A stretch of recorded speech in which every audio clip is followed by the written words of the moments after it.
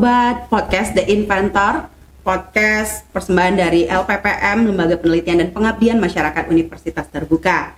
Di sini kita akan membahas berbagai inovasi dan transformasi menarik yang terjadi di berbagai bidang penelitian keilmuan dan pengabdian masyarakat di Universitas Terbuka.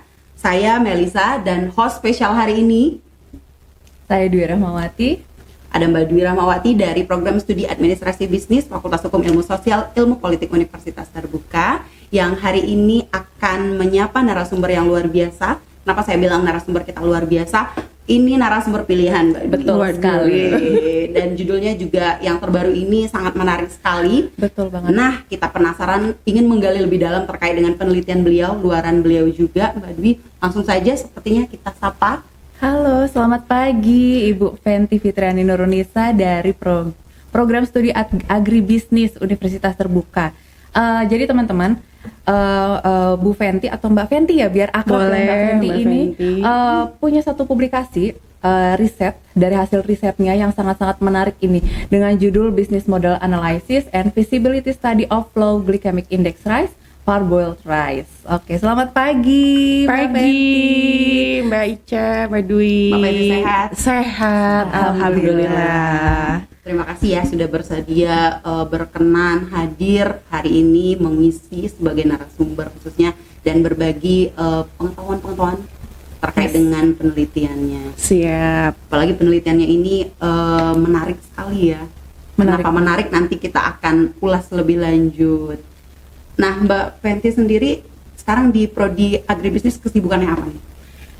Saya nggak sibuk sih kalau Kayak nggak mungkin banget ya dosen. Nggak mungkin sibuk kalau dosen PT itu. Ya, saya di Agribisnis Fakultas Sains dan Teknologi Universitas Terbuka. Sebagai dosen tentu kegiatan Tridharma ya yang utama. Selain itu juga kesibukan lainnya seperti kegiatan yang di UT biasa seperti itu. Pasti salah satunya sibuk riset ini. Betul, mengajar, meneliti dan pengabdian kepada masyarakat. Oke, kita langsung masuk ke ini ya. Membahas tentang riset yang dilakukan oleh Mbak Fenty. Boleh diceritain nggak sih background kenapa sih ke Mbak Fenty melakukan riset ini, itu tuh seperti apa? Jadi riset ini sebetulnya kita kerjakan sejak 2022. Jadi salah satu output yang kita lakukan ini adalah artikel ini yang kita publish bersama-sama dengan tim peneliti dan juga mahasiswa. Itu kita melakukan analisis model bisnis atau bisnis model dan juga feasibility study, studi kelayakan terkait dengan pengembangan produk baru yaitu beras pratanak atau kalau bahasa Inggrisnya itu parboiled rice, seperti itu. Nah, latar belakangnya sebetulnya menarik ya. Seperti yang kita ketahui, kita hidup di Indonesia. Itu nggak bisa lepas dari nasi. Benar banget ya. Pagi, siang, sore nasi. Udah makan lontong, kalau belum makan nasi kayaknya belum makan ya. Sangat-sangat orang Indonesia ya. Jadi yang penting ada nasi, pakai kecap juga jadi. Dan itu habit yang dilakukan oleh hampir 90% lebih masyarakat Indonesia. Kita dependent on rice, makan nasi, dan efeknya jangka panjang itu ternyata ngaruh ke kesehatan masyarakat kita secara umum. Kita bisa lihat dari angka yang dikeluarkan oleh International Diabetes Federation. Ternyata Indonesia itu ada di posisi kelima dengan angka diabetes mellitus tertinggi. Nah, itu jadi suatu fakta statistik yang mencengangkan, juga prihatin ya gitu. Padahal sebetulnya kita kan enjoying makan nasi, tapi ternyata ada efek seperti itu. Nah, belum lagi makin kesini diabetes mellitus itu sendiri juga mulai mengenai anak-anak kecil. Jadi kalau di data tahun 2021 itu usia diabetes efek 1,5% sampai 2,3% populasi Indonesia yang usianya 15 tahun ke atas. Jadi itu merupakan serious problem. Dan satu sisi kita nggak mau angka ini terus meningkat, tapi satu sisi sulit juga merubah habit kita suka makan nasi, sehingga kita juga lihat di banyak retail ya, supermarket dan lain-lain itu banyaklah produk-produk pengganti nasi putih kayak nasi coklat, nasi merah dan lain-lain itu banyak. Tapi sebagian orang masih merasa itu beda, itu bukan nasi putih yang biasa kita makan ya, lebih kering, lebih hambar dan lain-lain. Nah sehingga kita coba cek, oh ternyata ada teknologi pengolahan yang bisa kita lakukan untuk mengurangi kadar gula di dalam nasi putih itu sendiri. Nah proses pengolahan sebelum ini itu dinamakan pratanak, parboiled itu tadi. Jadi si nasinya dimasak lebih dulu, kemudian dikeringkan lagi, dijemur lagi, baru kemudian dikemas dan dijual. Harapannya kadar gula di dalam si nasi atau beras itu bisa lebih rendah daripada beras putih pada umumnya yang kita konsumsi, seperti itu. Oke, nah tadi udah dijelasin sedikit tentang parboiled rice-nya. Tapi mungkin banyak teman-teman yang belum familiar sama parboiled rice. Mungkin boleh dijelasin nggak sih contohnya itu seperti apa? Terus how does it work? Bagaimana sih cara, kan pratanak tadi berarti nanti bagaimana cara mengkonsumsinya gitu? Itu boleh dijelasin sedikit nggak Mbak? Baik, jadi beras parboiled itu sebetulnya sudah banyak juga dilakukan penelitian khususnya terkait bagaimana pemrosesannya begitu ya. Nah tetapi secara umum yang waktu itu kita melakukan proses pratanak atau ya sebelum kita kemas dan kita jual. Nah beras pratanak itu bedanya dengan beras putih biasa itu kalau beras putih biasa habis dipanen kita keringkan dan seterusnya. Nah kalau di pratanak itu kita ada proses pengukusan dulu. Jadi kita proses dulu, kita kukus, kemudian kita keringkan lagi. Jadi ada proses 2 kali itunya. Baru kemudian penggilingan tahap kedua. Nah ini proses yang kita harapkan bisa membantu untuk menurunkan kadar gula atau indeks glikemik dari si beras tersebut, seperti itu. Kelanjutannya nih Mbak, berarti kalau setelah melalui proses itu perbandingannya dengan nasi biasa itu seperti apa sih? Baik. Kandungannya? Wah ini pertanyaan yang berat ya. Saya jadi penasaran. Iya. Banyak penurunannya. Betul. Nah jadi sebetulnya kalau yang dibahas di artikel yang ini kita belum mempublikasi hasil uji lab. Ya jadi alhamdulillah setelah publish yang artikel ini kita disupport juga oleh LPPM untuk lanjutan studinya. Benar nggak sih si parboiled ini menurunkan indeks glikemik dan seterusnya? Nah itu memang kita belum melakukan uji klinis, tetapi kita lakukan pendekatan lain seperti uji kadar pati resisten dan serat pangan.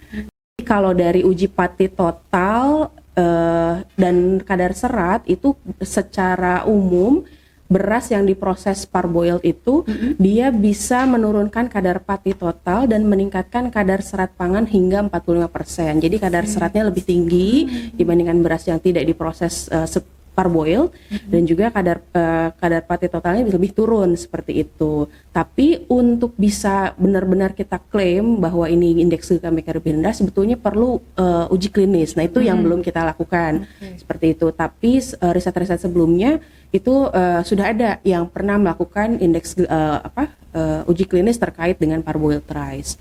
Bahkan sudah ada beberapa patennya juga. Cuma memang ada beberapa proses yang membedakan antara satu proses produksi dengan proses produksi yang ini gitu, yang kemarin kita lakukan. Masih ongoing proses ini. Berarti kita nantiin ya. Next balik lagi kalau udah ada hasilnya. Kita bikin podcast lagi sama Mbak Fenty berarti. Kita juga penasaran banget nih karena kan memang sebenarnya kita pribadi gitu ya, dan mungkin Mbak Dwi juga termasuk generasi yang mengkonsumsi beras-beras dengan glikemik rendah. Iya betul banget. Mungkin boleh nyebut brand gak sih kayak Kukumi gitu ya. Iya, sponsor lah ya itu ya. Boleh masuk nanti sponsor. Shirataki biasanya dan lain-lain gitu ya. Nah, tapi kan memang ada lumayan berasa ya perbedaannya. Sangat berasa sih. Sangat berasa. Cuman kan karena memang kita generasi yang sudah mulai memikirkan kesehatan gitu ya. Nah, itu sangat berpengaruh. Nah, menarik sekali kalau ada beras yang tadi atau nasi yang tadi Mbak bilang itu bisa dengan rasa yang hampir mirip banget dengan nasi putih, karena memang nasi putih biasa sebenarnya ya, hanya prosesnya kan ya. Betul. Nah, ini sangat menarik sekali untuk kita konsumsi gitu. Nah, mungkin kalau di luaran nih Mbak, apakah sudah ada yang memproduksi seperti ini gitu, atau penelitian-penelitian sebelumnya terkait dengan ini? Nah, kalaupun memang ini dipasarkannya seperti apa dan harganya berapa sih? Karena kan memang yang kita ketahui bersama bahwa beras ini kan cukup mahal gitu. Iya. Oke, jadi kalau kemarin kita coba cek ya, ini pertanyaannya Mbak Ica itu termasuk yang kita lakukan di tahun lalu untuk riset yang saat ini masih kita tunggu ya publikasinya.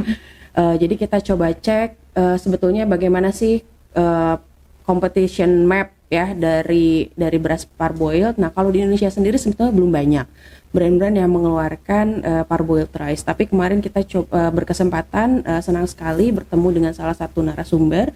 Beliau sudah mengembangkan pratanak itu sejak lama bahkan dan sudah dipatenkan. Jadi sudah sudah dibeli juga itu patennya untuk komersil.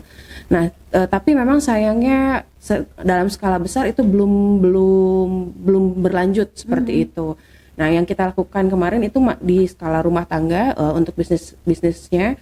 Jadi kita ingin melihat dengan alat-alat yang sederhana, apakah memang memungkinkan nih untuk bisa melakukan produksi beras tadi sehingga harapannya cost productionnya nggak terlalu besar gitu dan nanti efeknya harga jual juga nggak terlalu besar untuk konsumen seperti itu. Ini menarik sekali kalau Bu Dewi mungkin ya pimpinan LPPM menyaksikan langsung ini podcast bisa segera ini ayo dilakukan penelitian selanjutnya. Oke, nah ini dia tampilan dari produk dari Mbak Fenty dan tim ya, luar biasa keren banget. Itu mungkin boleh diceritakan ke kita gimana proses kemasan, siapa yang ngedesain? Oke, jadi ini tampilan contoh ya mock-up atau prototipe dari produk parboiled rice yang kita produksi. Jadi kita namakan diabeta rice. Jadi beras yang memang spesifik kita harapkan bisa bantu penderita diabetes seperti itu. Tapi ini masih proses, masih mock up. Nah, ini kebetulan riset ini tuh di 2022 itu diawali dengan kegiatan MBKM kewirausahaan yang diselenggarakan oleh program studi agribisnis bersama dengan mahasiswa. Nah, kebetulan salah satu tim peneliti Mas Agung Grandika itu mengikuti kegiatan MBKM kewirausahaan pada saat itu dan kebetulan saya dan juga tim juga membantu sebagai pembimbing. Nah, di situ mulai kita diskusi, Mas Agung punya keinginan, punya akses kepada resource di beras di daerahnya di Surakarta, kemudian dia punya insight juga dari lingkungannya dari tim kesehatan gitu ya, bagaimana cara produksi dan lain-lain, sehingga akhirnya di di tahun 2022 itu kita garap mock-up-nya. Jadi dengan teman-teman mahasiswa, kemudian dengan dosen-dosen di program studi agribisnis, waktu itu kita di MBKM itu outputnya selain prototype produk juga model bisnisnya. Waktu itu model bisnis dari si diabeta rice ini. Nah, hasil output dari MBKM itu kemudian kita coba tuliskan menjadi sebuah artikel ilmiah yang alhamdulillah di 2023 bisa publish. Waktu itu kita present di International Conference dan alhamdulillah publish di I3S waktu itu, seperti itu. Jadi desain produk, kemudian desain kemasan itu diinisiasi oleh teman-teman mahasiswa, terus didampingi oleh dosen-dosen di program studi agribisnis seperti itu. Ini kan penelitiannya itu kan niche banget ya, jadi dan orang Indonesia juga tadi mungkin belum banyak yang familiar gitu, tapi pengen tahu nih, ini kan dengan mahasiswa, idenya tuh muncul dari siapa sih gitu membuat si parboiled rice ini tuh, terus apa sih kendalanya dalam melakukan penelitian ini atau membuat, tadi kan udah ada prototipenya, terus kendalanya seperti apa gitu? Ya. Bisa diceritain nggak Mbak? Boleh. Jadi kalau menurut saya ini salah satu kegiatan riset yang sangat menyenangkan dan baik sekali karena kita ketemu dengan tim yang enak gitu. Mahasiswa yang menginisiasi itu juga punya passion ya di situ di produksi beras, dan dia juga punya keinginan untuk belajar. Dia, Bu, setelah ini apalagi ya Bu apalagi yang kita bisa kerjain ya, dan jadi kita sebagai pembimbing itu bisa kolaboratifnya bisa lebih baik gitu. Jadi nggak hanya satu arah gitu ya, dan itu alhamdulillah kita syukuri banget. Jadi tidak hanya pembimbing misalkan yang outputnya bisa menghasilkan publikasi, tapi teman-teman mahasiswa itu juga sampai sekarang masih lanjut untuk develop program produknya, produksi dan lain sebagainya itu masih gitu. Jadi kita terus gitu, bahkan sampai sekarang mereka udah pada lulus gitu, kita masih tetap kerjasama seperti itu. Terus boleh ceritain sedikit nggak tentang milestone dari awal dari tadi MBKM sampai sekarang tuh udah terlalui proses apa aja sih? Oke. Jadi itu tadi ya, alhamdulillah buah dari tim yang solid dan juga memang mereka benar-benar semangat begitu ya, mahasiswa-mahasiswa itu UT itu keren-keren banget. Jadi di 2022 kita mulai saya ketemu Mas Agung Grandika, itu kita mulai dengan MBKM Kewirausahaan. Jadi itu sangat intens memang, karena kan MBKM terkonversi 20 SKS ya, jadi memang kita betul-betul selama 4 bulan atau 1 semester itu sangat intens develop mock-up-nya. Kemudian di 2023 kita coba kembangkan, itu hasil akhirnya prototype. Nah di 2023 kita coba tuliskan apa yang kita buat di 2022 itu prototype, dan prosesnya menjadi sebuah artikel ini, bisnis model Canvas dan feasibility study-nya seperti apa untuk skala usahanya yang dikembangkan oleh teman-teman di Surakarta. Nah setelah itu kita publish, teman-teman juga presentasi di international conference. Waktu itu kita dari Prodi juga support, dari fakultas juga support. Kemudian teman-teman setelah itu nggak selesai, jadi mereka cari kompetisi bisnis plan, mereka cari lomba-lomba karya tulis ilmiah gitu, dan tentunya kami di Prodi sebagai pembimbing juga selalu support gitu ya. Mereka ikut, waktu itu alhamdulillah sempat menang juga, juara 1, juara 2 lomba karya tulis ilmiah yang diselenggarakan Universitas Haluleo salah satunya. Dan di 2024 kemarin kita juga coba ngajukan lanjutan dari riset ini, tapi belum publish hasilnya, mudah-mudahan bisa segera publish ya. Nah waktu tahun lalu itu kita fokus bagaimana pengembangan produk dan juga pemasarannya seperti apa untuk produk baru ini, karena memang tidak bisa dipungkiri untuk produk beras, apalagi yang kita ada klaim tertentu, itu prosesnya sangat panjang, dan ya itu kita lalui bersama, dan mudah-mudahan kolaborasi kerjasamanya masih bisa terus berjalan sampai tahun ini dan seterusnya seperti Keren itu. banget ya ternyata ya. Mahasiswa juga nggak kalah. Mahasiswanya juga senang banget, makanya ketemu orang-orang yang memang satu frekuensi gitu ya. Benar banget. Jadi kerjanya fun dan seru gitu. Wah, hebat banget sih mahasiswa bimbingannya Mbak Fenty. Jadi MBKM ini bener-bener ya. Iya betul.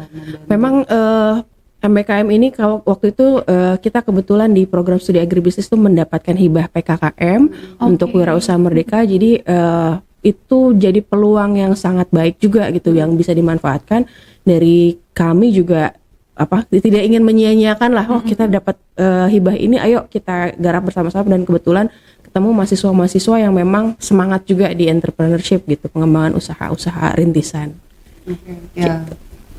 Jempol deh, wajar khusus yang bisa dapat lolos gitu ya. Iya. PKKM. Iya. Oke.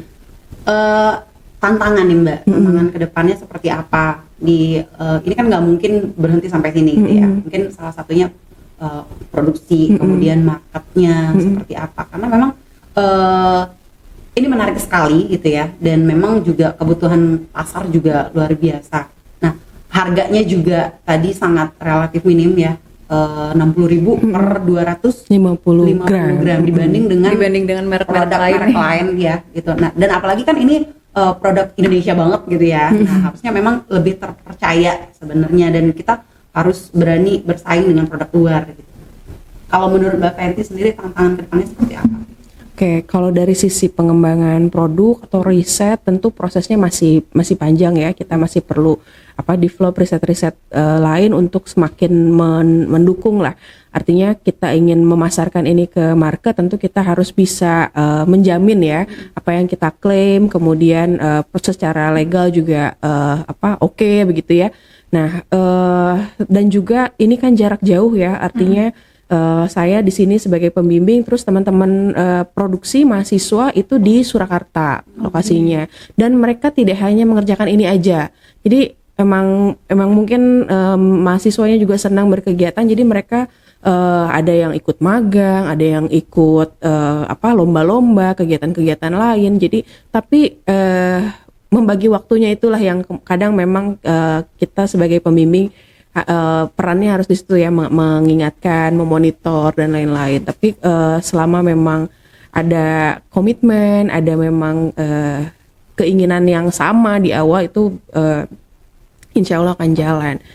Nah, selanjutnya kita memang ingin sekali melakukan uji klinis terkait dengan produk ini. Nah, belum kita lakukan, tapi mudah-mudahan bisa dalam waktu dekat. Kemudian kita juga ingin sekali melangkah ke tahap selanjutnya ya. Mudah-mudahan nanti bisa berlanjut, termasuk melakukan registrasi paten dan lain-lainnya, itu mudah-mudahan bisa terlaksana seperti itu. Oke. Kita coba dig deeper lagi nih ke riset yang udah dilakukan oleh Mbak Fenty dan tim ya, dan juga mahasiswa. Ini kan judulnya salah satunya adalah variabelnya itu bisnis model kanvas. Boleh diceritain nggak sih findings krusial atau key findings dari si bisnis model kanvas dari si prototype yang udah ada ini? Oke, jadi nah di salah satu artikel yang kemarin kita sudah publish itu kita coba analisis bisnis modelnya. Sebetulnya untuk lakukan analisis bisnis model kan banyak ya pendekatan-pendekatan. Nah, tapi kita coba cari yang praktis, yang banyak yang common dilakukan dari berbagai unit bisnis itu pakai BMC. Nah, salah satu yang kita temukan bahwa pengembangan value proposition untuk beras pratanak sebagai beras baru itu sangat penting. Jadi kita coba definisikan value proposition dari parboiled rice kita itu adalah beras putih dengan kadar indeks glikemik yang lebih rendah, dengan rasa yang sama enaknya, ya mirip sama enaknya dengan beras putih, dan juga teksturnya yang lembut. Nah, ini penting untuk kita definisikan sebagai bentuk komunikasi kita ke calon konsumen itu, karena seringkali kalau konsumen mendengar beras sehat itu udah males gitu dengarnya ya. Duh, perak nasinya. Udah ketakutan dulu. Iya, kayak makan beras coklat, aduh keras kayak gitu-gitu.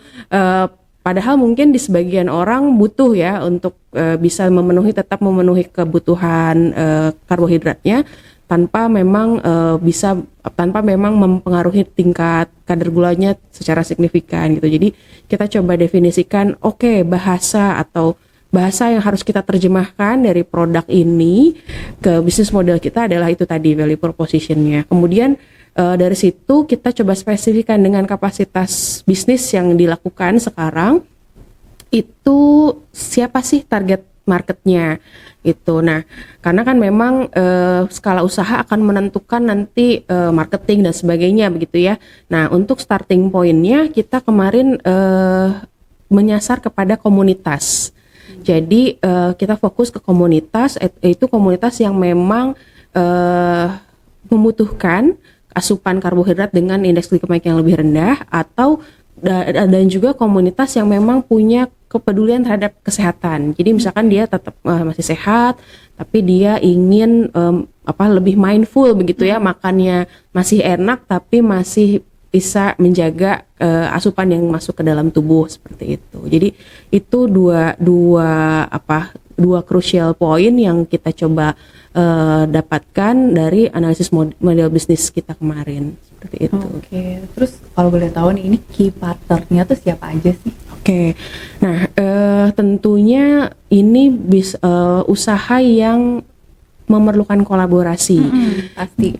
Jadi kita karena produksinya jauh ya di Surakarta, itu alhamdulillah kita disupport oleh petani beras baik yang organik maupun non organik, dan di situ sangat kuat guyubannya. Ada koperasi beras organik, kemudian ada kelompok-kelompok tani, itu salah satu key partner dalam model bisnis yang kita coba bangun. Kemudian juga komunitas-komunitas kesehatan, instansi-instansi atau community-community yang memang gencar menyuarakan gaya hidup sehat seperti itu. Jadi kita berpartner seperti itu. Jadi dengan memang berpartner dengan orang-orang yang tahu, yang aware, kita harapkan bisa mereka yang lebih banyak mempromosikan gitu. Jadi dari kita nggak perlu terlalu hard selling begitu ya, tapi mereka karena udah paham sendiri, mereka yang akan mensuggest, oh kamu kok bisa ada opsi alternatif makan nasinya, makan ini, makan ini, makan ini. Termasuk misalkan parboiled ini bisa termasuk menjadi salah satu brand produk yang jadi ada di insight mereka. Seperti itu. Oke, berarti tadi karena marketingnya itu lewat komunitas dan juga tadi ada beberapa key partners gitu. Tapi biasanya nih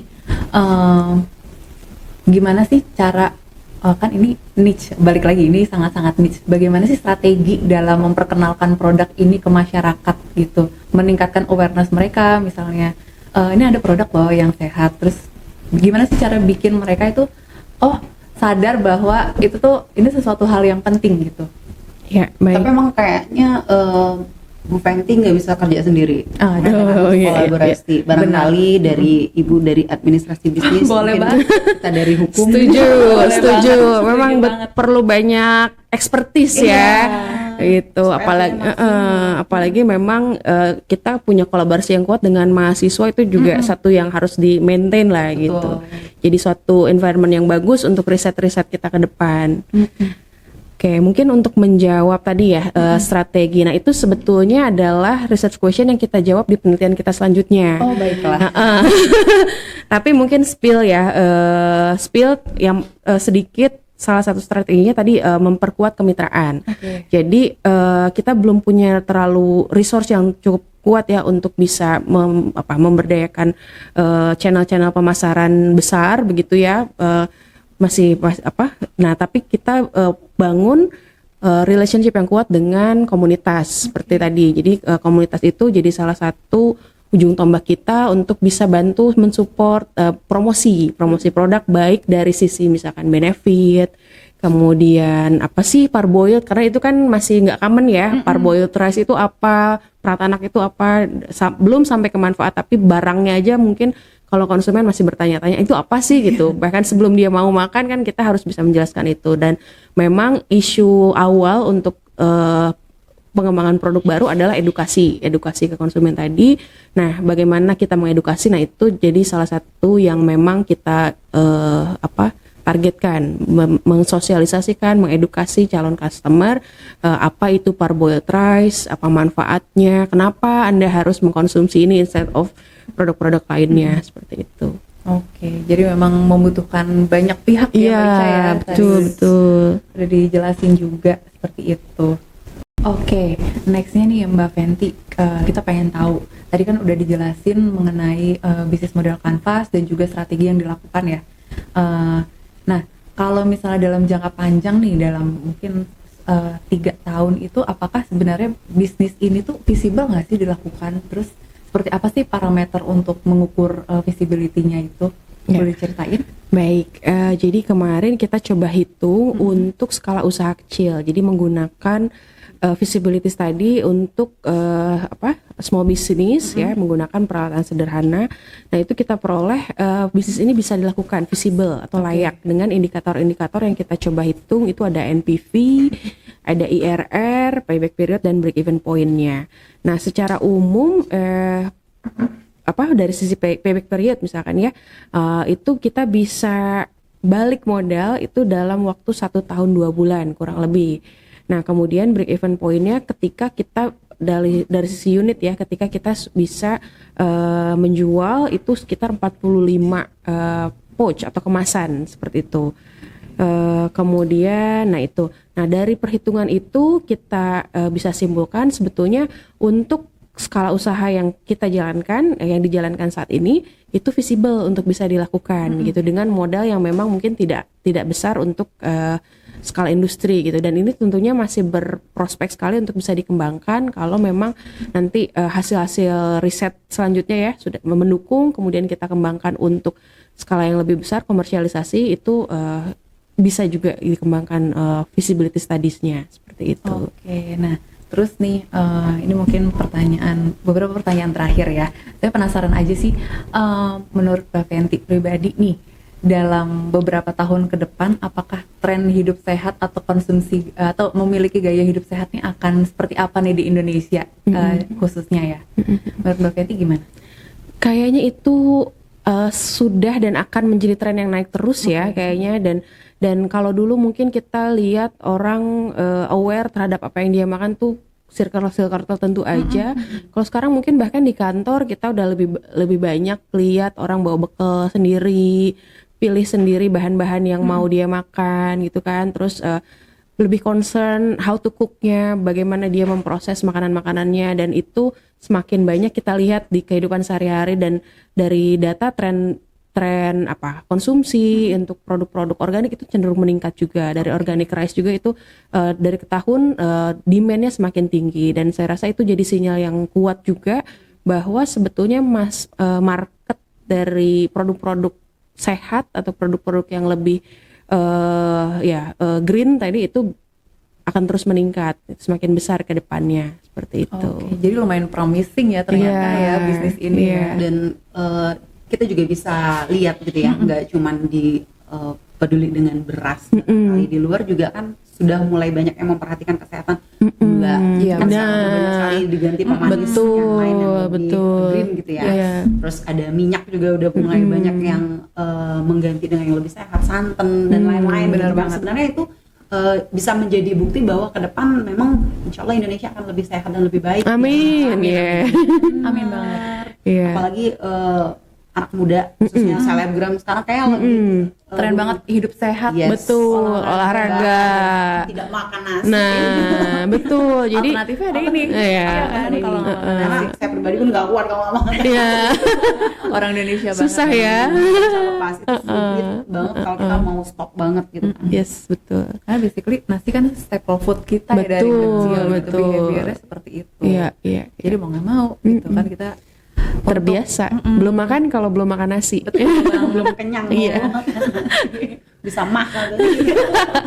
Nah ini beras yang diproduksi oleh Mbak Fenty dan teman-teman tim gitu ya, ini bisa menjadi salah satu solusi karena memang harga cukup terjangkau ya, dan gizi yang didapatkan atau mungkin juga sangat baik sekali untuk para penderita diabetes atau bahkan nggak harus diabetes nggak sih? Iya, betul. yang sehat juga bisa. Menjaga ya. Orang mau makan nasi kayaknya cukup dengan 3 sendok 4 sendok, tapi kan Indonesia kayaknya full nasi Harus banget nggak tuh? satu piring. Porsinya itu ya. Tuh, kayak mulai dari sekarang sudah harus banyak pihak yang mulai mengedukasi ini gitu Benar ya. banget. Betul, setuju sekali. Bapak Enti mungkin ke depan penelitian ini akan dipublish kemana luarannya rencananya? Yang tadi rencana yang Yang udah di-spill sedikit tadi. Oke, jadi kita sekarang sedang proses untuk menunggu publikasi. Ada beberapa jurnal yang kemarin kita sasar, tapi mungkin kita keep dulu aja ya. Supaya kejutan nanti diundang lagi ke sini ya. Boleh. Ini kita bikin jadwal.